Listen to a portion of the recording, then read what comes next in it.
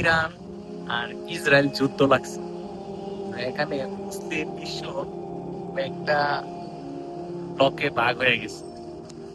দেখেন, একটা জিনিস কথা মনে পড়ছে, পৃথিবীতে 57টা মুসলিম দেশ আছে, 200 কোটি মানুষ আছে। 80 লাখ ইহুদিরে দখল করার জন্য তারা একত্র হইতে পারে না, তারা তাদের সাথে পারে না।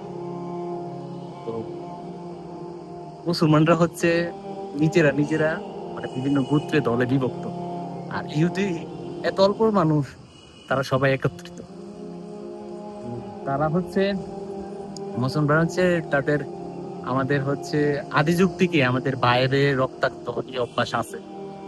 এটা আমাদের ধর্মীয় কিছু বিষয় আছে, এখানে অনেক ধরনের পরীক্ষা নিরীক্ষার ব্যাপার আছে। তো আমার প্রশ্ন এটা না, আমার প্রশ্ন হচ্ছে দেখেন, 200 কোটি মানুষ এখনো অপেক্ষা করতেছে আবাবিল পাখি আসবে, ইমাম মাহাদি আসবে, উনি আইসা সেরা তাদেরকে উদ্ধার করবে, কিন্তু তারা নিজেরা চেষ্টা করবে না। কোরআনে স্পষ্ট বলা আছে, যে জাতি নিজেদের ভাগ্য পরিবর্তন করার ক্ষেত্রে চেষ্টা করে না, তাদেরকে আল্লাহ তাআলা প্রকার সাহায্য করেন।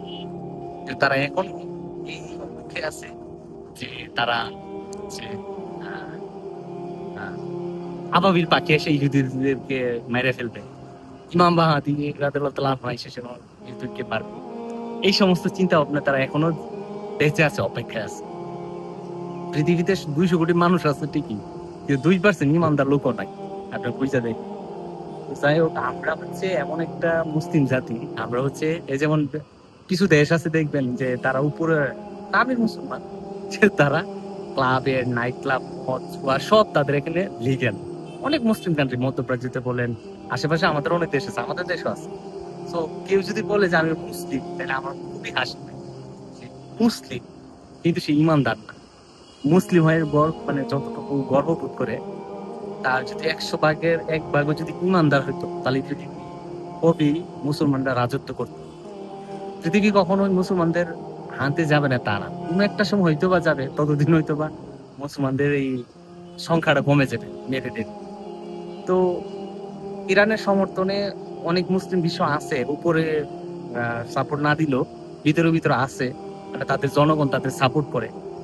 কিন্তু রাষ্ট্রপ্রধানরা কখনো সাপোর্ট করতে পারে না, ভয়ে ডরে।